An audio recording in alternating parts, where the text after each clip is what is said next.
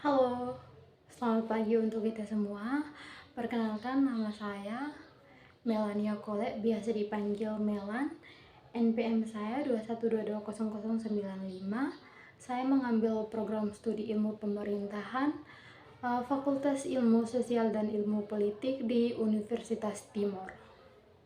Di sini saya sudah mereview sebuah buku yang berjudul Administrasi Publik Baru Indonesia yang ditulis oleh Prof. Dr. Andrus Waristo Utomo. Di sini kita akan bahas mengenai kepala daerah harapan masyarakat. Ada 4 sub yang akan kita bahas. Yang pertama, menggagas pimpinan daerah yang ideal dan aspiratif, peran pimpinan daerah dalam otonomi daerah.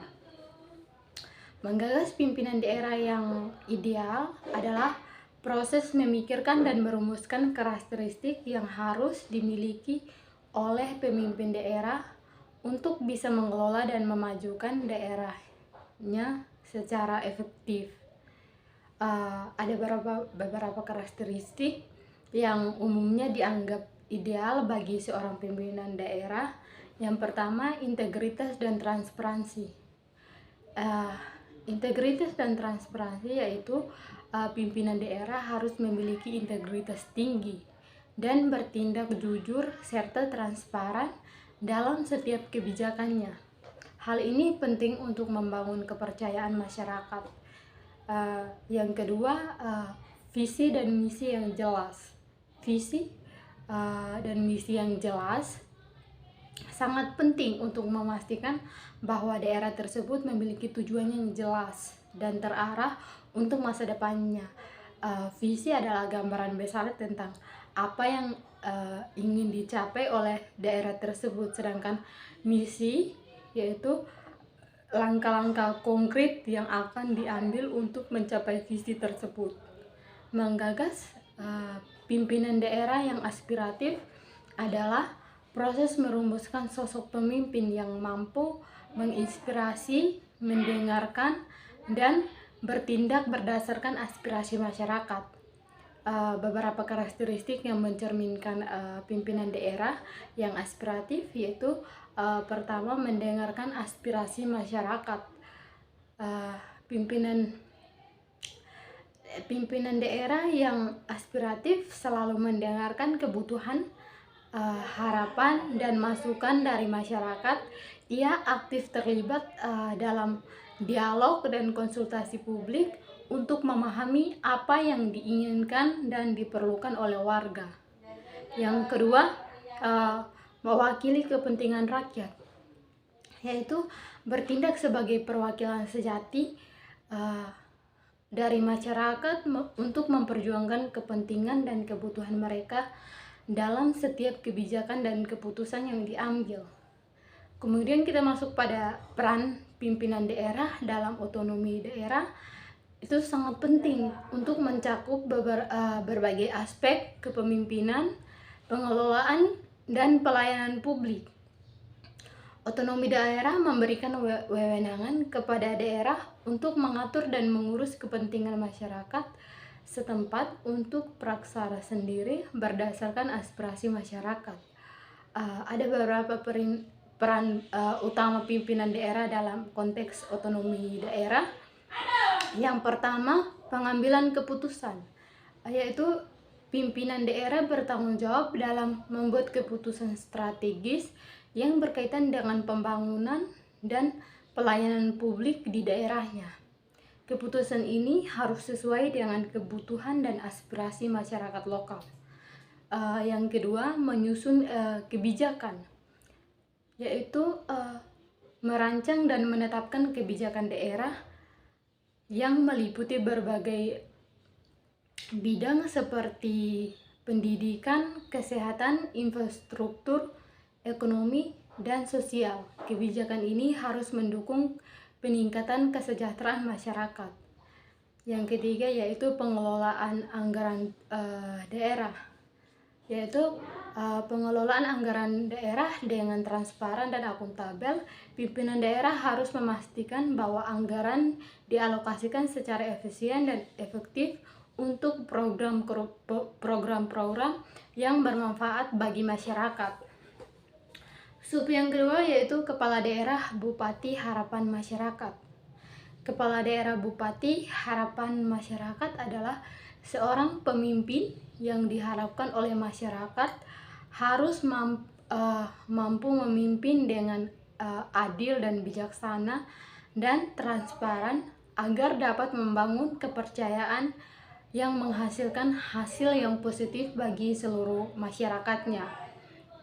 Kepala daerah bupati seorang pemimpin yang bertanggung jawab atas suatu daerah di Indonesia. Tugas utamanya adalah memimpin dan mengelola pemerintah daerah tersebut. Sebagai bupati, ia harus memastikan kebutuhan dan harapan masyarakat terpenuhi dengan baik. Sebagai contoh, bupati harus memiliki peran penting dalam menyusun kebijakan dan program-program untuk meningkatkan kesejahteraan masyarakat di daerahnya. Dia juga bertanggung jawab atas pembangunan infrastruktur, pelayanan kesehatan, pendidikan, dan berbagai hal lainnya yang dapat mempengaruhi kehidupan masyarakat di wilayahnya. Dengan demikian, bupati harus bekerja sama dengan berbagai aspek, berbagai pihak seperti anggota Dewan Perwakilan Rakyat daerah, instansi pemerintahan, dan masyarakat setempat untuk mencapai tujuan bersama. Kepentingan yang baik, bupati diharapkan dapat memenuhi harapan masyarakat dan menciptakan kemajuan bagi daerahnya. Sub yang ketiga yaitu perspektif pemilihan kepala daerah secara langsung di era otonomi daerah dari aspek filosofis dan politik. Pemilihan kepala daerah secara langsung di era otonomi daerah merujuk pada proses di mana warga suatu daerah memiliki hak untuk memilih secara langsung pimpinan mereka, yaitu gubernur, bupati, dan wali kota. Artinya kepala daerah tidak lagi dipilih oleh Dewan Perwakilan Rakyat daerah, melainkan melalui mekanisme pemilihan umum. Dari segi filosofi, pemilihan langsung ini mencerminkan prinsip demokrasi di mana kekuasaan berasal dari rakyat. Dengan kata lain, rakyat memiliki hak untuk memilih siapa yang akan memimpin mereka dan mengambil keputusan penting untuk kepentingan bersama. Sedangkan dari segi politik, pemilihan langsung ini juga memiliki dampak yang besar. Dengan adanya pemilihan kepala daerah secara langsung, para calon pemimpin harus berinteraksi langsung dengan rakyat dan memahami kebutuhan serta masalah yang dihadapi oleh masyarakat. Hal ini dapat memperkuat hubungan antara pemimpin dan rakyat serta meningkatkan akuntabilitas dan transparansi dalam pemerintahan. Sebagai contoh, pemilihan gubernur di suatu provinsi, para calon akan melakukan kampanye untuk memperkenalkan visi dan program kerja mereka kepada masyarakat. Masyarakat pun dapat memilih calon yang dianggap mampu memimpin provinsi dengan baik berdasarkan informasi yang diterima selama kampanye. Kemudian kita masuk pada sub yang terakhir, yaitu kasus Temanggung dalam konteks penyelenggaraan pemerintah di daerah yang demokratis.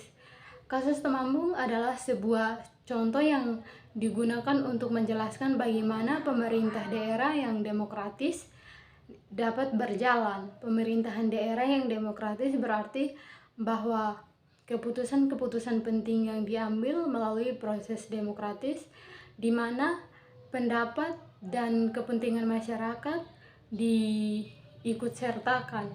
Dalam kasus Temanggung terdapat permasalahan yang muncul dalam penyelenggaraan pemerintahan daerah yang demokratis. Hal ini disebabkan oleh berbagai faktor seperti kurangnya partisipasi masyarakat dalam pengambilan keputusan, adanya korupsi di tingkat pemerintahan daerah, atau ketidaktransparan dalam proses pengambilan keputusan. Sebagai contoh, dalam kasus Temanggung mungkin terjadi bahwa keputusan penting yang diambil tanpa melibatkan masyarakat setempat, sehingga kepentingan mereka tidak terwakili dengan baik. Hal ini bisa menyebabkan ketidakpuasan dan ketidakpercayaan terhadap pemerintah daerah. Dengan memahami kasus Temanggung, kita dapat belajar pentingnya melibatkan masyarakat dalam proses pengambilan keputusan, serta pentingnya transparansi dan akuntabilitas dalam pemerintahan daerah. Dengan demikian, pemerintahan daerah dapat berjalan dengan lebih efektif dan efisien, serta lebih mampu memenuhi kebutuhan dan kepentingan masyarakat secara adil. Mungkin sekian dari saya, sekian dan terima kasih. Selamat pagi.